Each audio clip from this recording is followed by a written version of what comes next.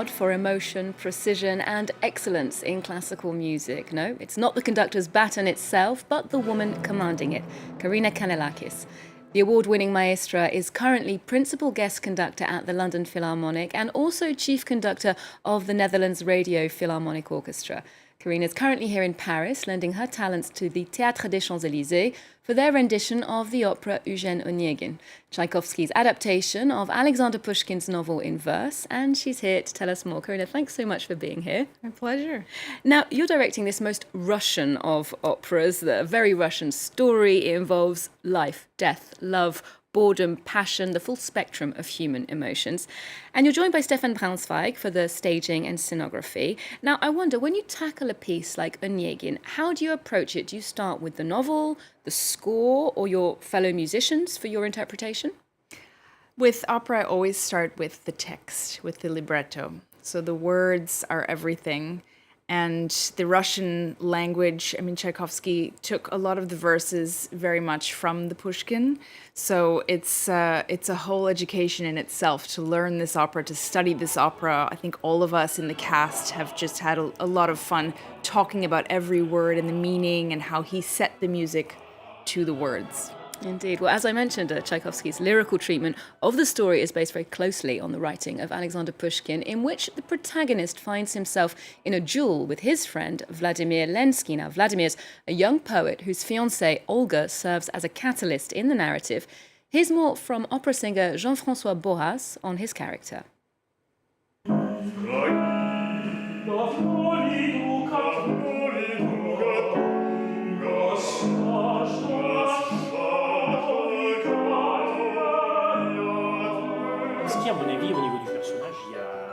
As a character, Lenski is very joyful, happy. He's in love and he has a positive outlook on life until the day of the ball. Until that fateful injury with Onegin and Olga. Olga, she just wants to enjoy herself. She doesn't understand that simply dancing with someone else could hurt him so much. But it does, and that's why he loses his mind and eventually insults Onegin in front of everyone.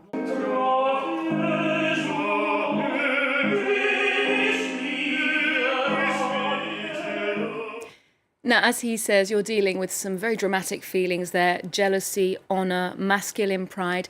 As a conductor, how do you translate these themes to make us aware of Lenski's emotional state through the music?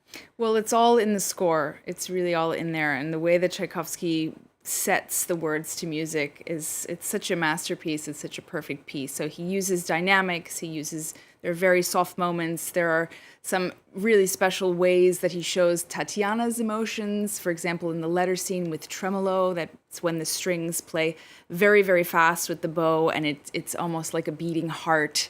And it shows you that the character has a lot of inner anxiety. The clarinet is very important in this opera. You hear a lot of solos by the clarinet, the oboe, solo oboe. So you have also the horn has some beautiful melodies.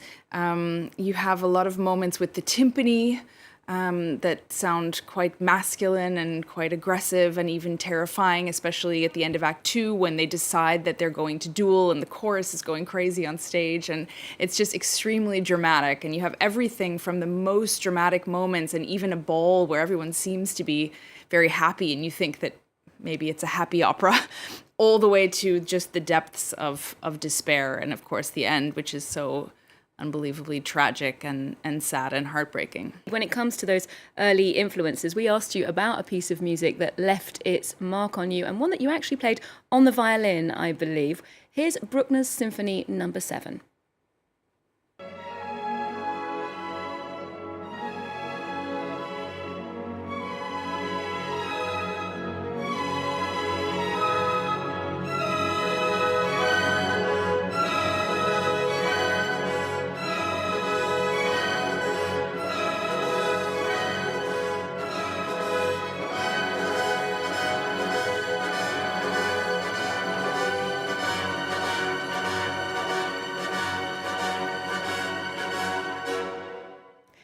Karina, what was it about playing that piece of music that made you think, yes, this could be the path for me?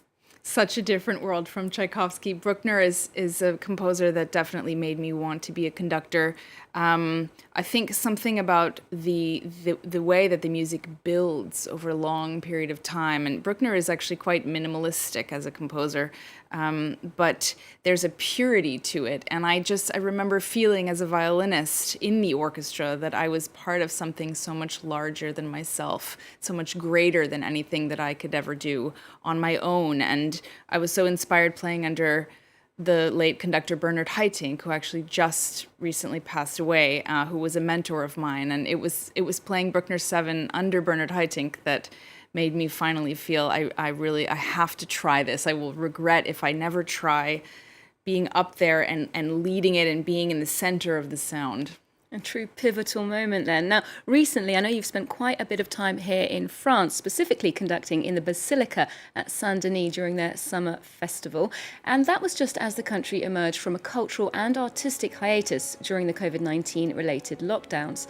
Now, as people now return to concerts, opera and dance, there's increasingly a desire to make sure that everyone can enjoy these performances, even those who are hard of hearing or deaf. A new innovative system here in France is making that possible. Here's more from Nicholas Rushworth. You would think it impossible for the deaf and hard of hearing to enjoy a music performance such as the one here of La Fontaine's Fables at the Montpellier Opera. However, it is possible for those wearing vibration vests. You are really brought closer to the performance. I felt so many things, including the ambient sound, which I had no clue about before. So I feel equal to the people who can hear. We feel the same emotions. A multitude of microphones on stage transmit sound to mixing devices, which then transmit vibrations to vests worn by deaf and hard of hearing members of the audience. Sound is a vibration. It always begins with an attack. There's the pulse of the attack at the start, then the sound develops. The sound wave develops and we amplify it in the vibration vest.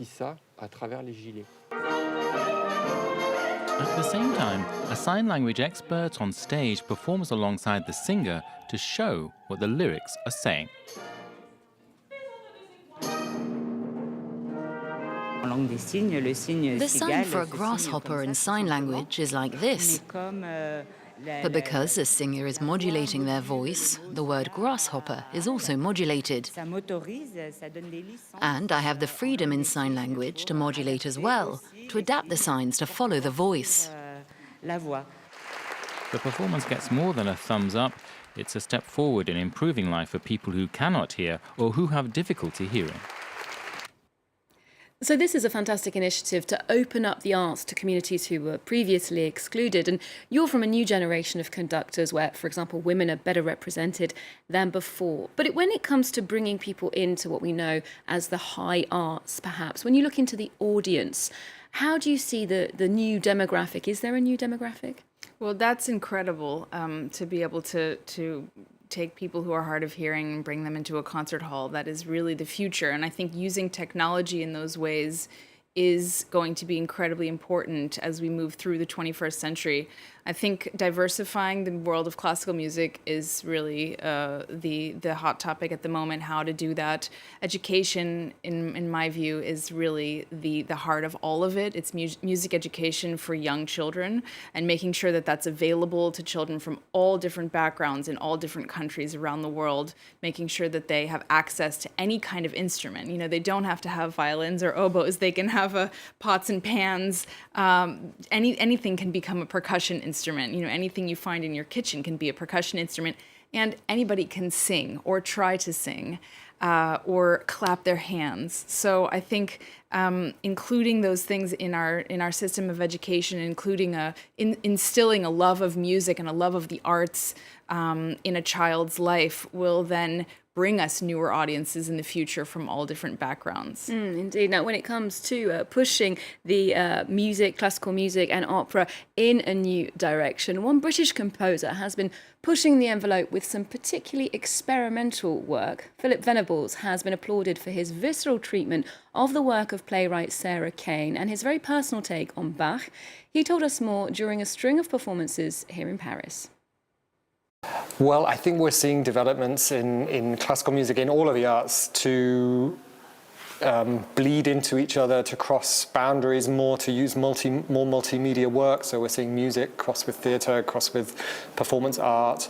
And I love this space where everything is a bit mixed up and somehow also maybe challenging the protocols of the standard concert. As long as work is direct, I want to make music that's direct. And so that might be that makes you laugh or cry, or as long as those emotions are kind of really direct and immediate. And yeah. So what about you, Karina? Do you think that classical music has the capacity to be revolutionary, to reinvent itself? Going to hear an opera or a concert is such an important experience for every human being. It's not in my mind, not a leisure activity, but it's something that is really a part of what you need as a human being. It's really the air that we breathe. We need to be able to sit and meditate and enjoy something and get away from our own problems and go completely into another world for a couple of hours and lose ourselves in that. And that's such a beautiful experience that really should be available to absolutely everybody. A very strong argument for live performance there. Karina Canellakis, thank you so much for joining us today. My pleasure. We'll leave you with a preview of that opera, Eugène Onegin, at the Théâtre des Champs-Élysées. That's showing until November 19th. Remember, you can get more arts and culture on our website. We're also on Twitter, Facebook and Instagram. There's more news coming up on France 24 just after this.